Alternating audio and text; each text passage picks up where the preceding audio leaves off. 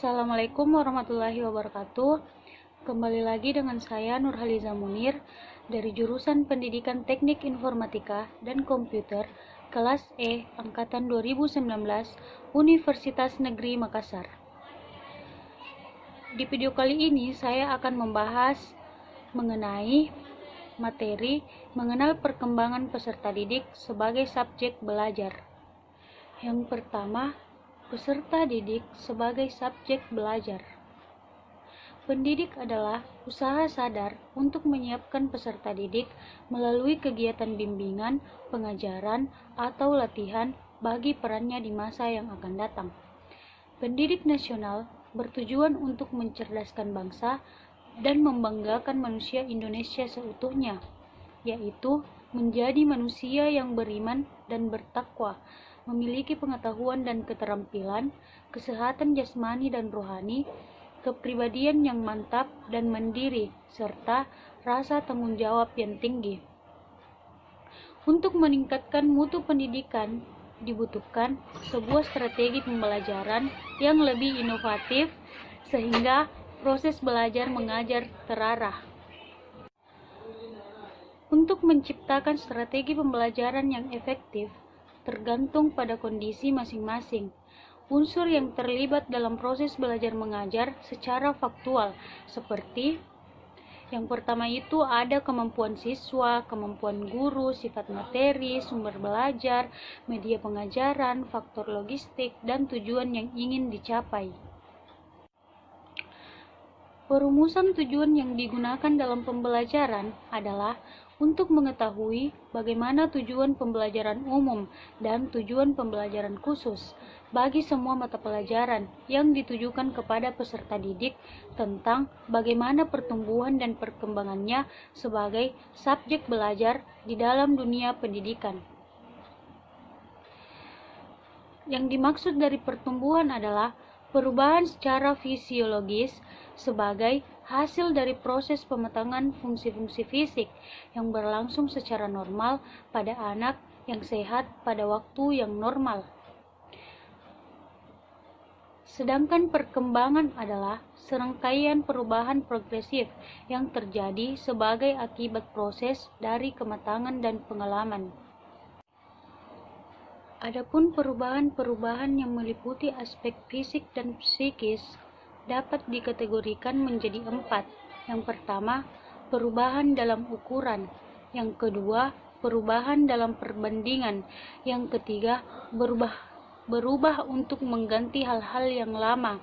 Yang keempat, berubah untuk memperoleh hal-hal yang baru.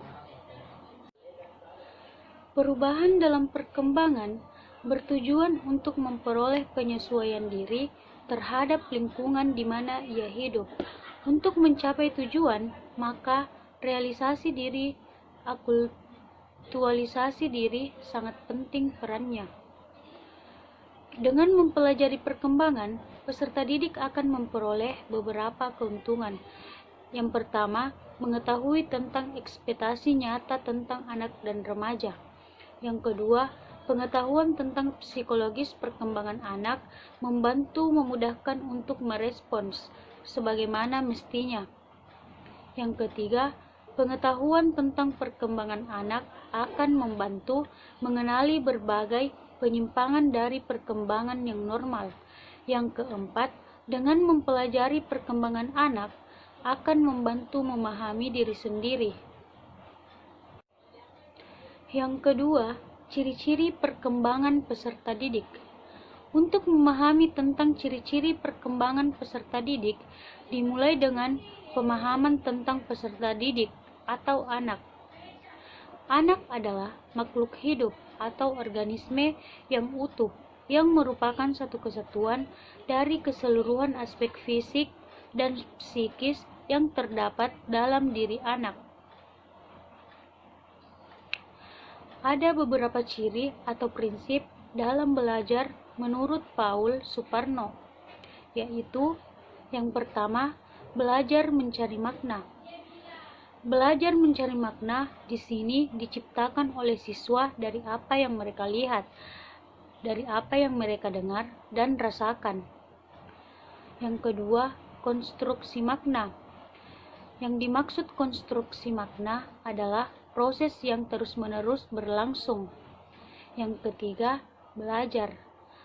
Belajar adalah bukan untuk mengumpulkan fakta, tetapi merupakan pengembangan pemikiran dengan membuat pengertian yang baru. Belajar bukanlah hasil perkembangan, tetapi perkembangan itu sendiri melalui suatu tahap pembelajaran. Hasil belajar dipengaruhi oleh pengalaman subjek belajar dengan dunia fisik dan lingkungannya. Hasil belajar seseorang tergantung pada apa yang telah ia ketahui. Sebagai subjek belajar, tujuan, serta motivasi yang mempengaruhi. Proses belajar mengajar merupakan satu kesatuan kegiatan yang tidak dapat dipisahkan antara siswa dan guru. Karena dalam proses belajar mengajar akan selalu melibatkan serangkaian perbuatan guru dan siswa atas dasar hubungan timbal balik untuk mencapai tujuan tertentu. Perilaku yang kompleks yang menarik minat para ahli psikologi mendapat pengaruh yang sama kuatnya baik dari faktor-faktor lingkungan maupun keturunan atau genetik. Yang pertama, ada pertumbuhan fisik. Pertumbuhan manusia merupakan perubahan fisik menjadi lebih besar dan lebih panjang, dan prosesnya terjadi sejak manusia belum lahir, setelah lahir, hingga ia dewasa. Yang kedua, kecerdasan atau intelek. Yang dimaksud kecerdasan merupakan kata lain dari pikir, berkembang sejalan dengan pertumbuhan syaraf otak.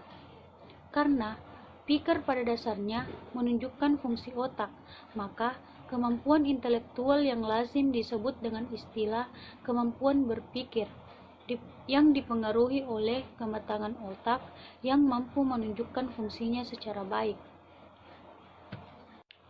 Selanjutnya, temperamen atau emosi. Rasa dan perasaan merupakan salah satu potensi yang khusus dimiliki oleh manusia dalam hidupnya atau dalam proses pertumbuhan dan perkembangan manusia. Selanjutnya, bahasa. Fungsi bahasa adalah untuk melakukan komunikasi. Setiap orang senantiasa berkomunikasi dengan dunia sekitarnya, dengan orang-orang sekitarnya. Pengertian bahasa sebagai alat komunikasi dapat diartikan sebagai tanda, gerak, dan suara. Untuk menyampaikan isi pikiran, bicara adalah bahasa suara atau bahasa lisan. Bakat khusus merupakan kemampuan tertentu atau khusus yang dimiliki oleh seorang individu yang hanya dengan rangsangannya atau sedikit latihan, kemampuan itu dapat berkembang dengan baik. Selanjutnya, sikap dan normal. Yang dimaksud dengan sikap dan normal adalah bagian dari ketiga ranah pembelajaran, yaitu penguasaan pengetahuan, penguasaan nilai dan sikap, dan penguasaan psikomotorik. Selanjutnya, interaksi keturunan dan lingkungan dalam perkembangan. Yang ketiga, pengembangan belajar sesuai perkembangan peserta didik. Faktor kesuksesan seorang anak di masa depan ditentukan oleh bagaimana perkembangan seluruh aspek dirinya, yaitu perkembangan fisik, kognitif atau intelektual, emosi, spiritual yang berkembang secara optimal. Perkembangan anak adalah bertambahnya kemampuan atau skill dalam struktur dan fungsi tubuh yang lebih kompleks, dalam pola yang teratur, dan dapat diramalkan sebagai hasil dari pematangan.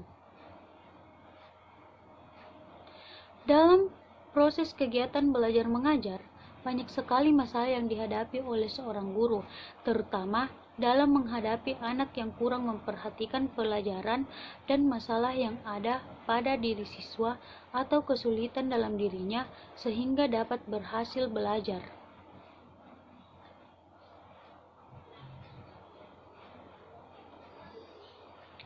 Kegiatan belajar mengajar merupakan satu kesatuan yang dua kegiatan yang searah. Kegiatan belajar adalah kegiatan yang primer dalam kegiatan belajar, sedangkan kegiatan mengajar merupakan kegiatan sekunder. Sekunder yang dimaksudkan untuk dapat terjadi kegiatan belajar yang optimal. Belajar merupakan proses internal yang kompleks, yang mana dalam proses internal tersebut adalah seluruh mental yang meliputi ranah-ranah kognitif, efektif. Belajar mengajar merupakan suatu kegiatan yang melibatkan beberapa komponen-komponen yang membentuk kegiatan belajar mengajar. Yang pertama ada siswa. Di sini, seorang yang bertindak sebagai pencari, penerima, dan penyampaian isi pelajaran yang dibutuhkan untuk mencapai tujuan. Yang kedua, ada guru, yakni seorang yang bertindak sebagai pengelola kegiatan belajar mengajar. Selanjutnya, tujuan.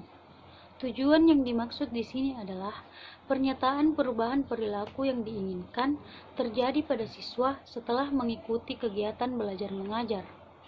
Kemudian isi pelajaran, yakni segala informasi yang berupa fakta, prinsip, dan konsep yang diperlukan untuk mencapai tujuan. Selanjutnya metode, yakni cara yang teratur untuk memberikan kesempatan kepada siswa untuk mendapat informasi dari orang lain, di mana informasi tersebut dibutuhkan mereka untuk mencapai tujuan. Selanjutnya ada media. Media yang dimaksud di sini adalah bahan pembelajaran atau tanpa peralatan yang digunakan untuk menyajikan informasi kepada para siswa agar mereka dapat mencapai tujuan. Setelah kegiatan tersebut dilakukan, maka dilakukan kegiatan evaluasi. Cara tertentu yang digunakan untuk menilai suatu proses dan hasilnya. Itulah tadi sedikit pembahasan mengenai materi mengenal perkembangan peserta didik sebagai subjek belajar. Mohon maaf bila masih terdapat kesalahan. Wabillahi taufiq wal hidayah. Wassalamualaikum warahmatullahi wabarakatuh.